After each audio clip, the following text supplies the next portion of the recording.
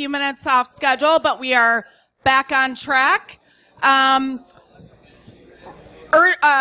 Last minute announcement, we just had a Raspberry Pi donated to us for the raffle. So if you're interested in checking out Raspberry Pi, buy a raffle ticket.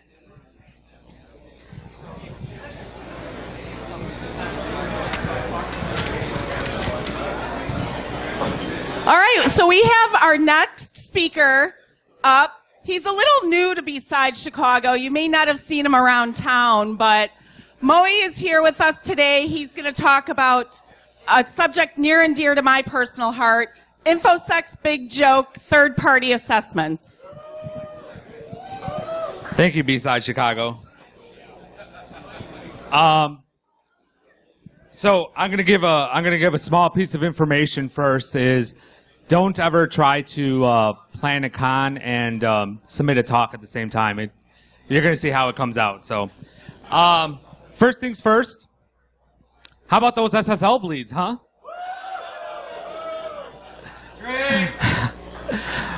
In all seriousness, I'm going to start off with the standard disclaimer. I'm currently employed, and I would like to stay that way. I'm not here giving a talk on behalf of my employer, the Roman Catholic Church, or any other associations that I belong to. Thank you, and you as well. These are my opinions only, and you know, they're fictional. They're not based on any real events, because real people wouldn't do this, right? Right, exactly.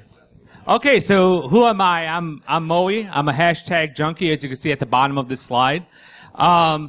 I fight evil by daylight, look for fun by moonlight, and never really run from a real fight.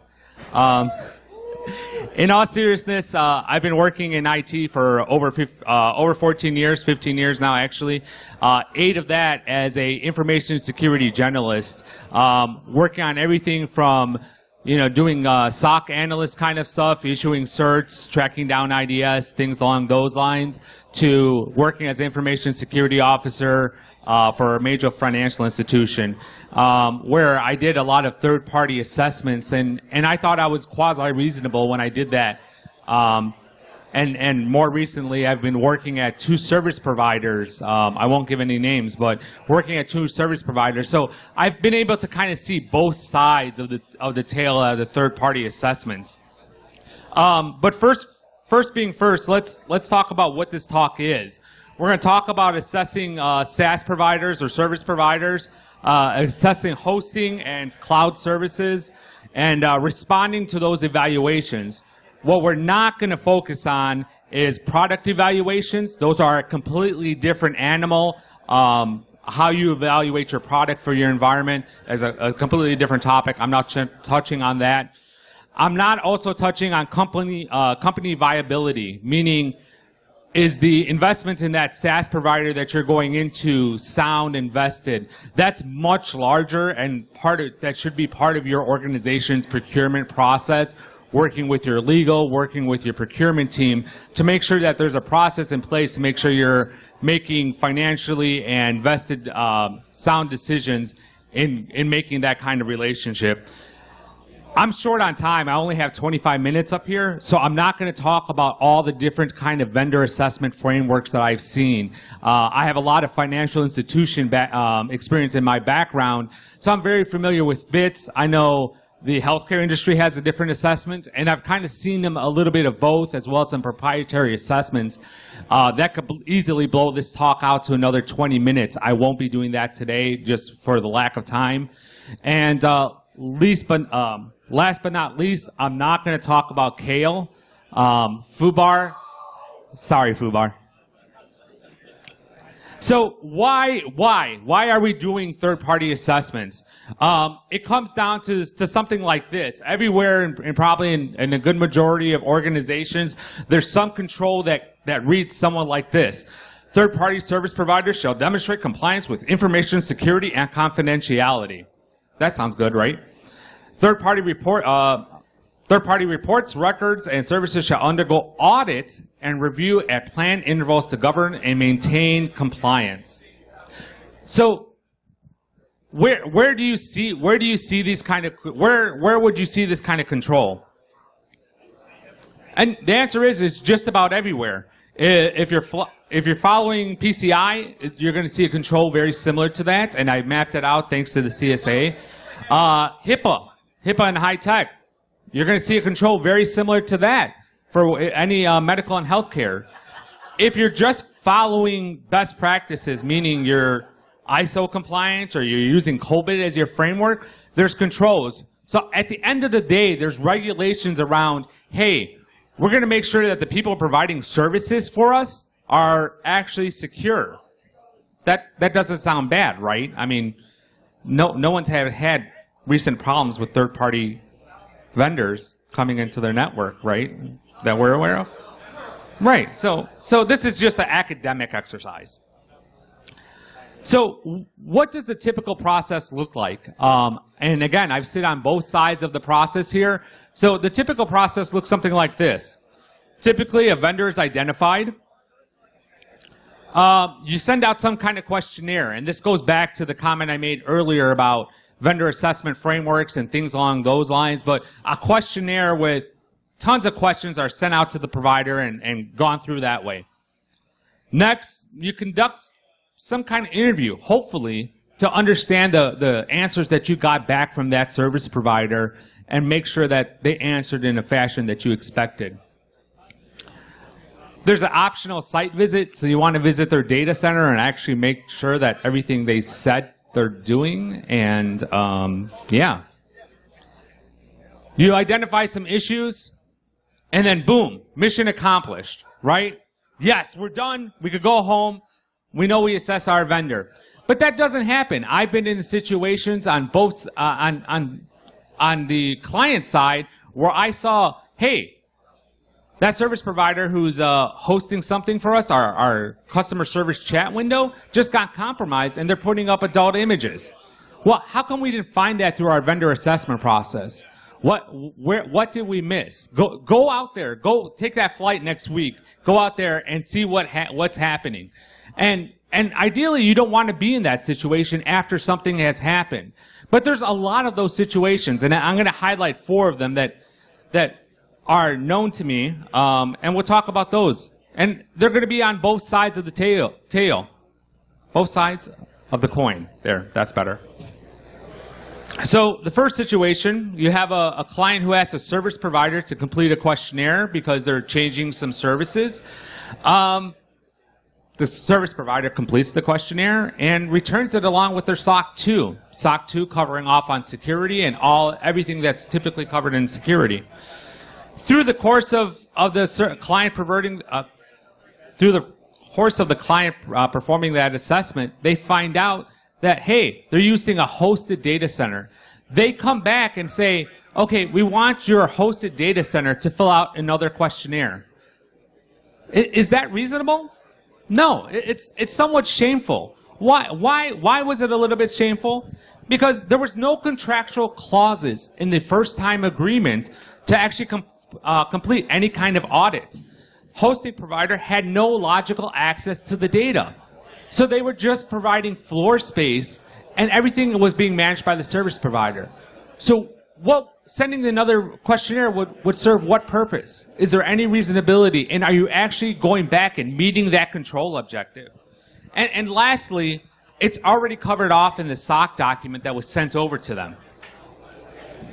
So, yeah, you have to ask yourself, what was the client trying to achieve there? But it just doesn't happen on the client side. On the service provider side, I've seen stuff like this. Client asks the service provider, explain how confidential data is protected in transit and rest.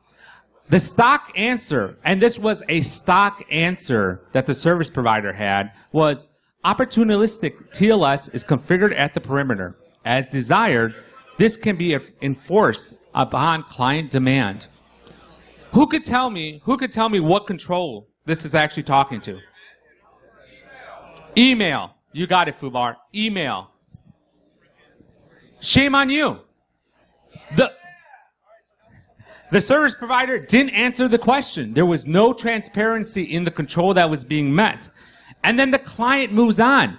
The client didn't understand that control at all. Again, what's happening there?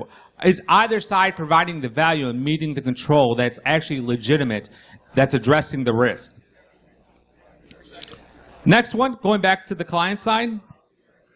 Client got a fancy new application scanner. They're going to scan all the web apps. And they're going to extend that out to the their service providers. So they go out and they scan their service provider. They deliver one particular service provider 3,600 finding report and demand that 130 SQL injection findings be addressed. That seems reasonable to everyone in this room, right? The service provider does what the service provider needs to do, pays their internal security hours, pays internal remediation time so the development team could look at it. And they even go through the extra step of bringing in a consultant to take a look at this for the tune of about $2,000 or so. So why is that shameful? Well, if the service provider had looked, there's no forms or any other user input on that site.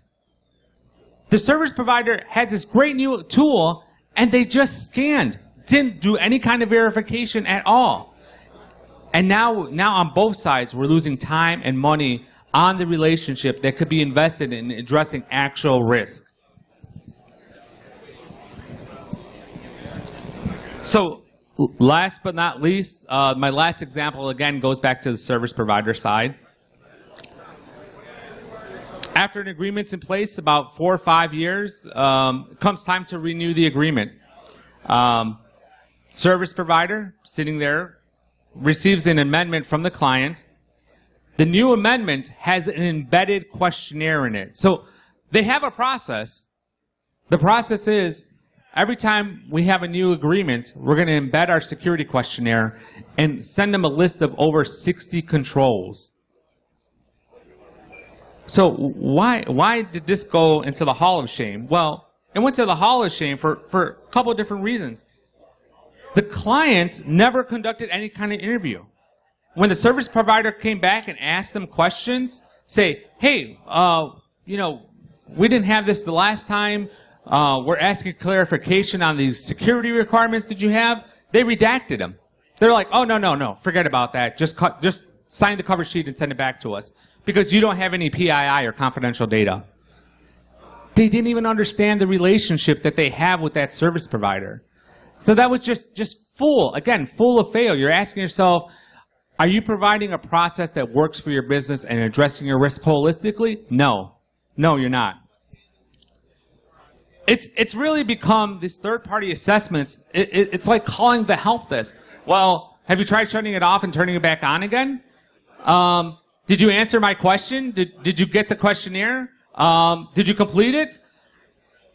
It's not providing the value and addressing things so that things like we saw last year in December won't happen again. And it's a big fail. It's a big fail on both sides, and it's almost humorous, some of the things that you have seen.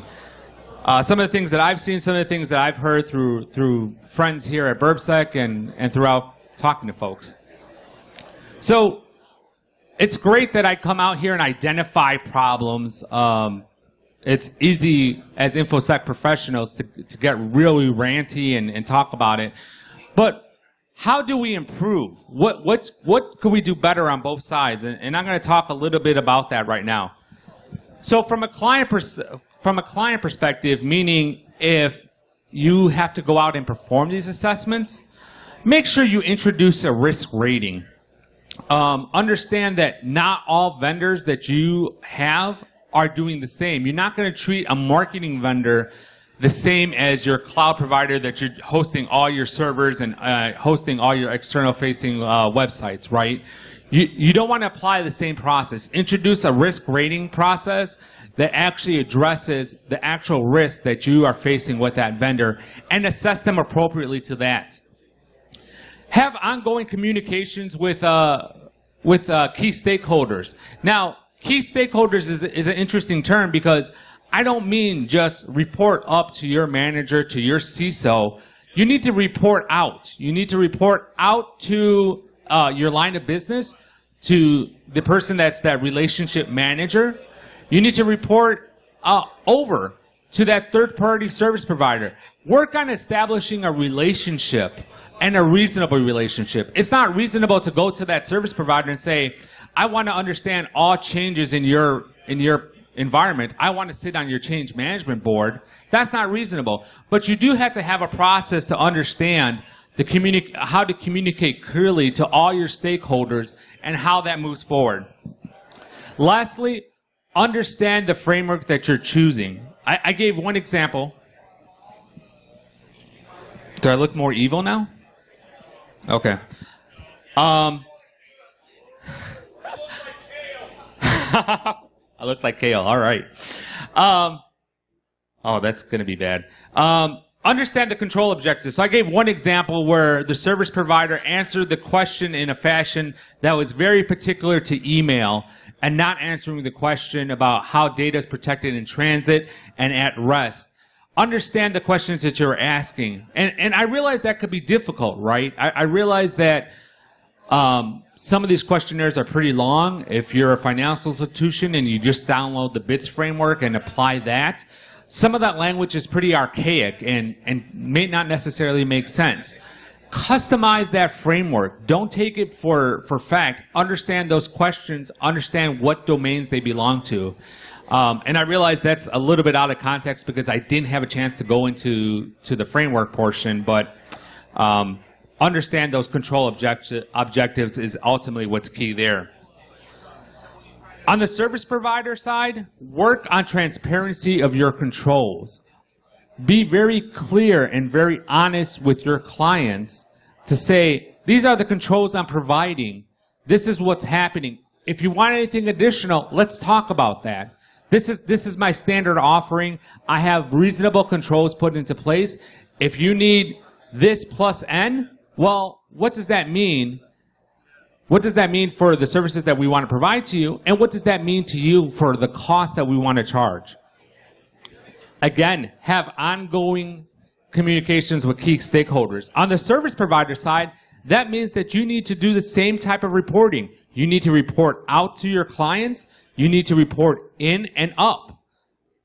There's always product owners and service providers. There's always a CISO or someone that's responsible for technology that needs to understand these issues. There's not an industry, going back to that regulation slide, there's not an industry that's not starting to look at third parties' assessments much more seriously. So we need to consider that and be able to communicate that clearly. If your client doesn't want a relationship, that's one thing. But you need to at least to try to establish that communication. Remember, your clients could also help improve your information security program. So they could potentially help you identify weak spots or identify areas that management may not take you seriously on until there's a client knocking at your door asking for it. Lastly, make sure you invest in third-party assessments. And by third-party assessments, I don't mean just a pen test, your annual pen test, because that's the least you could do. Bring in somebody and look at what it means to run a SOC, Service Organizations Controls. Take a look what it means to identify an ISO gap assessment and what that actually means as well. And be ready to share and discuss that with your clients. That brings a higher level of assurances to your clients to say, you know, they may not have their ship 100%. Heck, we don't either, right? But they're taking the proper steps to make sure that they're benchmarking themselves appropriately. And that transparency and that investment into your controls and that assessment framework is going to be able to eventually be a business distinguishing factor for your organization. If I was on the opposite side, and I have been on the opposite side, if I look at two providers and one is going through a SOC 1 type 1 and another has no idea, hey, we're not dealing with that data, you don't need to worry about that, which one am I going to lean to as a security professional and talk to my business about? Say, yeah, that first vendor, the one that's investing in a SOC, that's the one I want to go with because they have a better idea of what's going on. They're more concerned about security than that other vendor that has no idea of what's going on. So we talked about what the typical process looks like. Vendor identified, questionnaire, interview, site, issues, mission accomplished. Yay. That's not working on the client side. That's not working. What the process needs to look like is something like this. Again, you're always going to have a process to identify vendors. You need to, again, risk rate that vendor. Understand what type of data, what type of services that vendor is providing for you. Send out your questionnaire. Follow a framework. There's nothing wrong with frameworks. And again, I really wish I had more time to talk about the frameworks and how to apply them appropriately. There's nothing really wrong with sending out the questionnaire as long as you understand that questionnaire and then you do this next step and review the documents thoroughly. There's a lot of times where I've seen it on both sides where we send over tons of information or we get tons of information and it's not read. That SOC report's over 100 pages. Did you go through every single page to answer what that third-party assessment looked like and answered? Oh yeah, you did. I know you did. I know you did. Yeah, but unfortunately, not everyone's you, right? So, again, conduct an interview. A lot of questions could be answered in a way that are somewhat ambiguous, and from a service provider perspective, because not all are transparent, they answer a question like what we saw before that sounds very pretty, but is it actually true? Conduct a site visit based on your risks. So if you come out with a risk rating and you say that all your service providers that are high deserve a site visit because they're working with very confidential information or they're working on critical functions to your business, you should absolutely go out and perform a site visit. You should make the expectation with your business, negotiate that with your business to say, I'm going to go out there for any vendor that you have as high risk. We have to go visit them every time we do an assessment or at certain checkpoints. Next is something that was missing in the previous process. Work with your legal team to have contract amendments. When I was with an FI, I partnered very closely with legal so that after we completed assessments, legal could not move forward with an agreement until after they've heard from me. And they would come back and say, okay, standard language or do you need more stuff? And I would say, oh yeah, we need more stuff. And they would actually put it into the contract. And that's the only way you can make sure that all this work that you're doing is actually fruitful. In a lot of terms, if you have major issues, they should be in the contract as amendments on issues that either one, will be addressed, or two, have been noted in the agreement as deficiencies. Establish regular checkpoints, especially if you have significant or high-risk issues. Make it a point to say, okay, Mr. Service Provider, I'm going to be back in 3 months for a progress report on your lack of DLP or the fact that you don't have IDS in this environment because you told me that you're looking at vendors now. Establish a 3-month checkpoint. Have regular check-ins. Again, it holds the service provider because just like us, we want our information security program to be as best as possible. So does that service provider.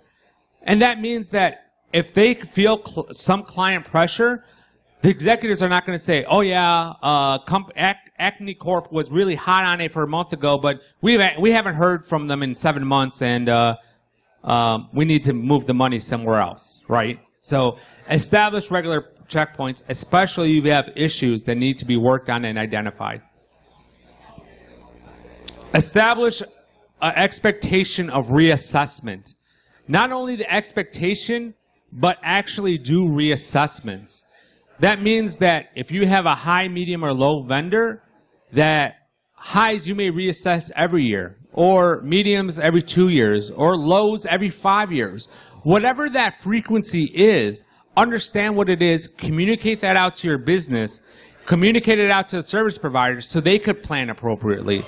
Some of these assessments, especially for larger financial institutions, you're sending over 500 questions. That's an investment in resources both for the service provider, right? So set that expectation that, hey, every 2 years, I'm going to come back and I'm going to ask you to do this. And you need to plan appropriately. And really, that's how you get to that mission accomplished possibility. It's being able to have a process in place that's reasonable, that's repetitive, and that's ongoing. So the last thing I want to talk about is, one of the last things I want to talk about is service organizations controls, or SOC, and their dirty little secrets. Because I've been in organizations that say, oh, well, they have a SOC, right? So they're good. No, that's not true. A SOC is not a substitute for an assessment. It simply isn't. A SOC is a good starting point. It shows that the company has invested in security, but it's not the end-all and be-all of everything. Understand that SOCs are more than just one. When I say SOC, there's a difference between who could tell me what the difference between a SOC 1 and SOC 2 is? No? Anyone? I'll give you a free t-shirt. What? 2. 1 and 2. I love this crowd.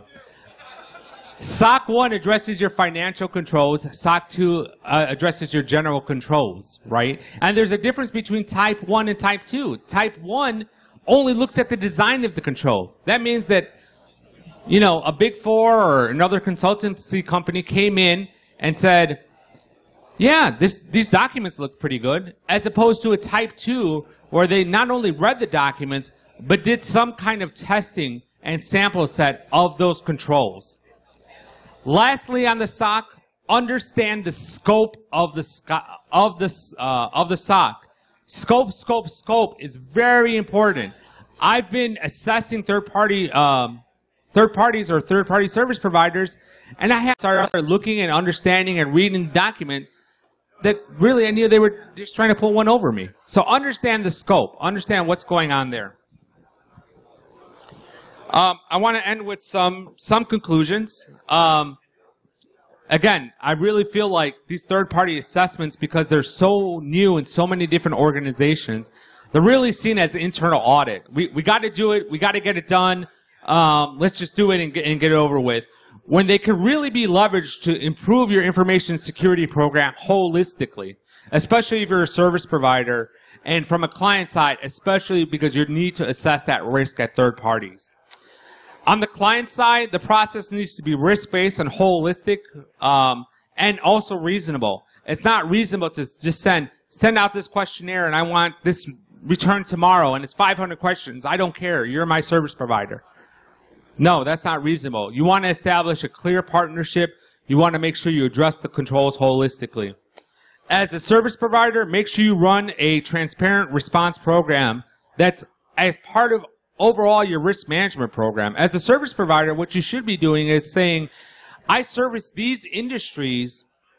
This is what these industries are looking at. This is how I need to improve my program. And you need to be transparent about the controls that you have and do not have. There's a few folks I'd like to say thank you. My wife and my family. Cool Acid. Mr. Ben 10 over there. Hi, Ben. Thank you. Elizabeth Martin, Road Clown, Fubar, all the folks from Bsides and MySec, you guys are fantastic and encourage me to do better all the time. So thank you guys.